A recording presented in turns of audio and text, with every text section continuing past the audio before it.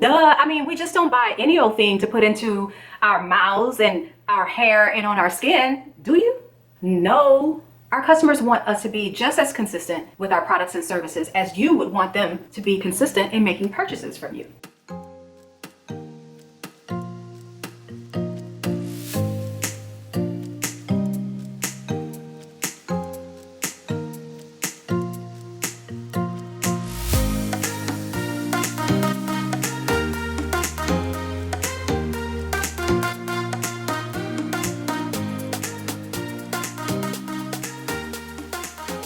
What's up, Creative Bosses? I'm Dion from CreativeFounder.com, all up in your face now. If you are a returning subscriber, then you know how this thing goes. If you're new to my channel, welcome and hello to the greatest place for coaches, content creators, and entrepreneurs looking to grow their brand's reach, income, and impact. And today, boss, we are talking about how to promote your business with targeted content and an effective sales funnel. Have you ever seen a diamond bracelet online that you just had to have and bought it immediately? What if you saw a cookie in a bakery shop window? Did you go in and buy it immediately? Or did you go into the shop, be met by an assortment of options, and after perusing them, walked out with something totally different? Most of the time, before becoming a customer, a person will go through what's called a sales funnel before even making a decision to purchase. Even in the case of the cookie, you might go into the shop and ask a series of questions like, is it oatmeal or chocolate chip? Is it gluten-free? How much does it cost? Can I sample it first? And you ask those questions all before you decide the cookie is the cookie for you. A sales funnel consists of 4 stages that a customer goes through leading up to their purchase. From seeing your post on social media, to visiting your website for the first time, to subscribing to your email list, to reading a series of your emails over a period of time, all before they even make a decision to buy from you. In the case of the questionable cookie, when it's your turn to order, there is a cashier waiting to answer your questions, take your order, and take your money when you're ready to purchase. When it comes to selling online, your customers are in a self-service environment, and they are at varying stages in the sales funnel. And you're not there at the cash register waiting to answer their questions, take their order, and take their money when they're ready to buy. That's the job of your sales funnel. So, what is a sales funnel? Imagine a real funnel. It's wide at the top, and you would pour, say, flour at the top that would then sift down and filter down to a very narrow opening at the bottom. In sales, something very similar happens. At the top, a lot of people, when they come across your posts on social media, may stop by, and if they see that it's interesting, they may enter the top of your funnel. But unlike the real funnel we described, not everyone who enters the top comes out at the bottom. If they are not a good fit for your product or service, they will not advance down the stages of the funnel. Only actual customers who purchase your product come out of the bottom of the funnel. And as your potential customers progress through the stages of the funnel, they have very specific questions. So your sales funnel has a really big job to do. It has to be your front door greeter, your sales rep, your cashier, and your customer service rep. All the roles that you would experience if you were to visit a physical store. And when you think about it, if you were to go to a Best Buy, each of those roles has a specific job and would answer a different set of questions when the customer approaches them, right? Customers in the awareness stage would ask a service rep about his opinion, about product features, and other alternatives to solve their problem, just as you would if you were to go to Best Buy when you're in the market for a flat screen TV. When you're in the evaluation stage, you might be off doing some serious online research, doing some comparison shopping, and researching other TV brands. In the decision phase, before you put your credit card number in, you're looking around to see what customers have said about the business to make sure that it's right for you. And the questions that your potential customers may be asking varies depending on who your target audience is. When you don't fully understand who your target audience is, a disconnect is bound to happen. And what will end up happening is you will put out content that doesn't resonate with them, and you ultimately risk losing your target audience. So now knowing that your potential customer is in search of and in need of information that you need to answer in order for them to make a purchase from you, I'm sure now that you can only imagine that to effectively promote your business, you need to make content blogs, videos, white papers, PDFs that appropriately answers the questions that they're asking at the various stages in the sales funnel. So simply put, your sales funnel is your virtual sales and marketing team. And by the end of this video, you're going to know which types of content to place in front of strangers, fans, and followers in order to move them through the sales funnel and ultimately to buying your product. You will understand sales funnel strategy and how to effectively brand your business at every customer touch point in the sales funnel so that you can turn your followers into customers. Now, in a prior video, we talked about building a brand is all about how you want your target audience to feel when they come into contact with your brand. And in order to understand who they are, you have to do some research and create customer personas. And if you haven't done that, then you'll want to check out this video here, watch that one, and then come back to this one. Now let's get into the funnel stages and how to effectively engage at each one. There are 4 main stages of a sales funnel. They are awareness, consideration, decision, retention. For each of these stages, you have the opportunity to show your brand's identity and brand voice. It's very important to be consistent at each of these stages so that your brand has a very clear identity and so that your customer gets to know your brand very well. It creates familiarity and people buy brands that they know. Tell me, when you buy your toothpaste, your shampoo, your facial cleansers, you buy the same brand all of the time, right? Duh, I mean, we just don't buy any old thing to put into our mouths and our hair and on our skin, do you? No. Our customers want us to be just as consistent with our products and services as you would want them to be consistent in making purchases from you. They want to know exactly what to expect every time they purchase your product or service. Here's an important note before we jump into the first stage. Strangers become visitors, visitors become leads, leads become customers, and customers become repeat customers. Okay, now for the first stage, awareness. In this stage, your customer comes into contact with you or your business for their very first time. They might see you on social media. They might see your advertisement. They might see a blog post or a video for the very first time. In this stage, your potentials are mostly strangers. Some will linger on your post and pay attention, others will not. Some will become fans, some will become followers, or just passersby in their quest to solve a problem or meet a personal need. They're searching for solutions at this point, educational content to help them solve a problem. Here, they're finding your social content. Maybe it's a post on Instagram, Facebook, or LinkedIn, or Twitter, or maybe it's a blog post, or an ebook, or a video. In the case of fashion, they may be looking for an outfit to wear to a special event, and they may come across your photos on Instagram, or maybe even a blog post that you wrote on the 10 hottest trends for this year's fall season. So the communication types that are most effective for this particular stage, some of which I mentioned earlier, are posts on social media that highlight your product's benefits and features, images showing your product in action, or perhaps it's an ebook or a blog post that makes recommendations for how to solve a particular aspect of their problem. The primary goal of the communication at this stage is to get them thinking about the issue and the solution that you can provide. At this point, it's not sales talk, it's only value-based communication.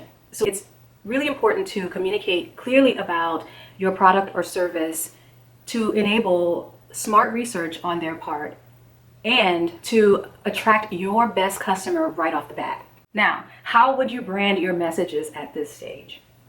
Let's say that you are a company that sells luxury journals and planners to young female entrepreneurs who are fashionistas and they are looking for ways to become more organized as they take on their first year of being their own boss. Since your target customer is a female fashionista and an entrepreneur, your brand personality might include traits from the lover and from the sage. If you aren't familiar with these terms, then you should go back and watch this video.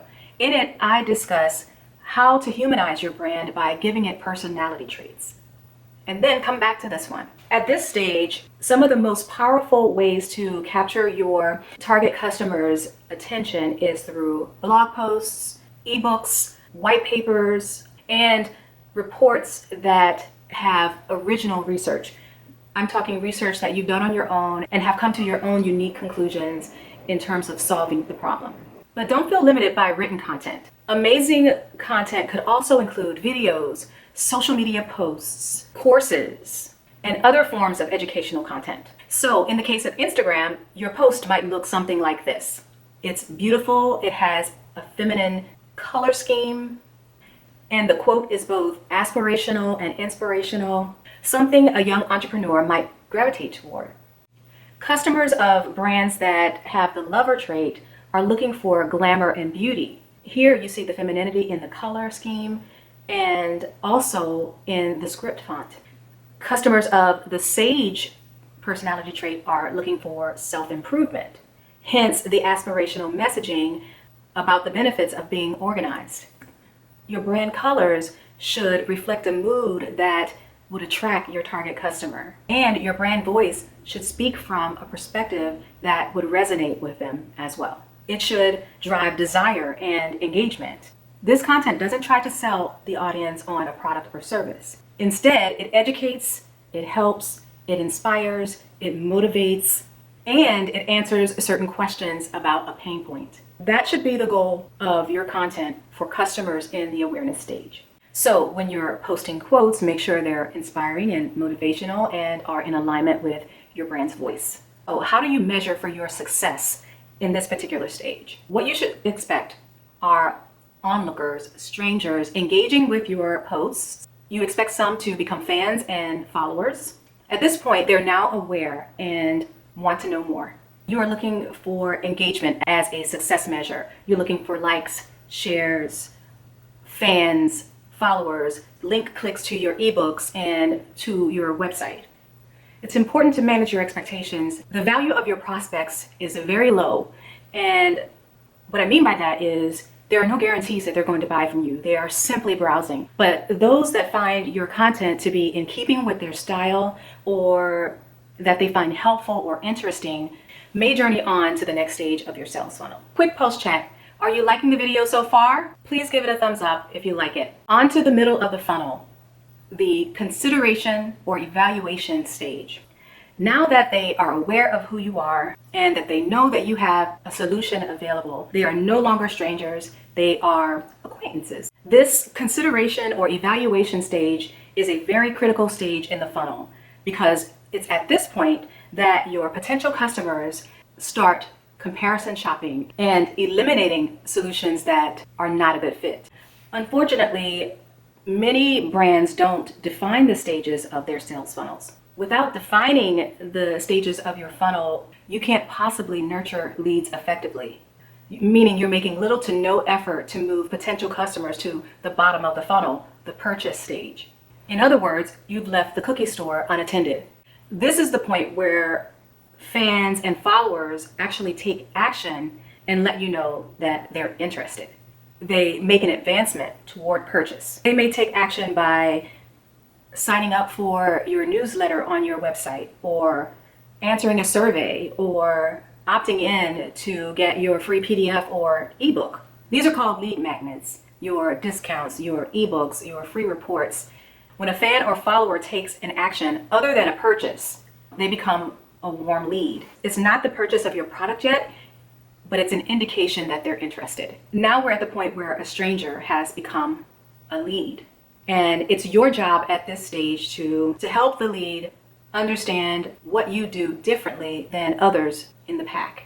When someone moves to the middle of your funnel, it means you've captured their attention. At this point, they know they have a problem that needs to be solved, and they're actively trying to find the solution. While the top of the funnel is designed to educate a prospect on potential solutions for their problem, this stage is more about showing the lead why your solution is the best fit. You also want to help people figure out if they're not a good fit. This is very important because it will play a significant role in what they say about your business to their friends, colleagues, but it will also play a role when and if they decide to repeat purchase. If you try to convince someone who's not a good fit that they are, in the long run, you're shooting yourself in the foot. They will leave and they'll have not so nice things to say about your business. The middle of the funnel is a point of extended engagement. They may reach out and ask questions. And during this time, you're nurturing a lead, establishing a relationship, building trust between you and your potential customer. So key elements for branding your messages during this phase include: use the customer's lingo and language that you learned about them when creating your customer persona. Speak to them in a personal, relatable way. Share some personal and relevant stories. You want to work your why, your brand story during this stage. Other things to be mindful of: because the stranger interacted with your brand and you probably have their email at this point, your branding starts to show to them in other aspects. How quick are you to respond to their emails? How you address them when you do respond. This is why it's important to use their language to show that you understand and that you've been in their shoes. Use your brand story with descriptive words to show them that you've been in their shoes. So show them, don't tell them. By using descriptive words in your brand story, you convey to them that you've gone through their experience, that you've grown and that you've learned from it, and you have decided to start a business to help others who are going through the same experience. If you've got a similar story to theirs, this is where you share that. And you do it like you would share it with a friend. If you share that story, they will resonate with you and it will strengthen your relationship and connection with that potential. If you are writing or talking in their language about the same wants and pains that they have, and you're saying that you have found the solution to fix it, that's a strong message that will help potential customers make decisions during this phase. So people in the middle of the sales funnel are looking for you to be the expert in the industry. That's why the most effective types of communication in this evaluation stage include reports, expert guides, webinars, and live interactions. It's here where you include deep dive information. Much of this might sound like it's more conducive to a coach or someone in the digital marketing space, and that's why I include examples for business owners who are in the physical product space. So for a boutique owner, it would be your knowledge on the fabric of the outfit that they might be looking at, and your knowledge about how it will hold up in the setting that they're planning to wear it in. Your content at this stage should go deep into helping a customer solve a problem. Don't overwhelm them. Simply help them with one area of the problem, one aspect of the problem. It helps them to see you as an authority. So during this stage, your success measures are the time they spend on your site in engaging with your content, the number of downloads for your ebook or free PDF. Now on to the third stage of the funnel, conversion. It's at this stage where leads make the decision to purchase. It's called conversions because at this stage, leads convert to customers when they make a purchase from you. This is at the lower level or bottom of your funnel. Now, the thing to realize is even though they're in the decision phase, it's still not guaranteed. They haven't put down the credit card yet. They still have to decide whether your product is the product they're buying or it's going to be another product. So there's no guarantee that they're buying a product from you. This is the last choice that they have to make. Where do they get the solution they're seeking? At this stage, you want to create a seamless, frictionless shopping cart experience. You want to be transparent about what customers can expect from you after purchase. In most cases, leads at the bottom of your funnel, all they need is a little nudge to get them to make a purchase decision. The right offer and content can have a dramatic impact on increasing your conversions. If you're a coach, these decisions can occur in your strategy calls. Once your potential customers have cycled down into the decision stage of the funnel, they have transitioned from being a stranger to being more like a friend. They are a hot audience at this point, meaning they are close to making a decision. This stage is all about acquisition, customer acquisition. And so therefore, you have to eliminate any type of hesitation that might occur. You have to remove all barriers that might be hindering them from stepping over the line and making a purchase. So the messaging should be very reassuring that you are the right fit for them. And it is really only at this stage where you have the actual opportunity to eliminate any hesitations. You can't do this when they're at the stranger stage. They have to have had to have gone through all of the stages and gotten to this particular juncture before you can remove any hesitations. If you try to remove doubt at the stranger stage or the awareness stage, then you come off as salesy. You come off as pushy and rude. And by this stage in the funnel, you will have taken them through communication, conversation, and building trust in a way that's authentic to your brand. So here, the messaging can be short, direct, and to the point, but still in a way that works for your target audience. The most effective types of communication at this point tend to be trial offers, case studies, customer testimonials, demos, and product information. In fact, video of customer interactions, customer experiences, images, and graphics are better suited for this point in the funnel. Nothing too text heavy. Up until now, you will have had all of the conversation that you needed to have. You want to make any content that you put in front of them easy to consume so that they can make a decision.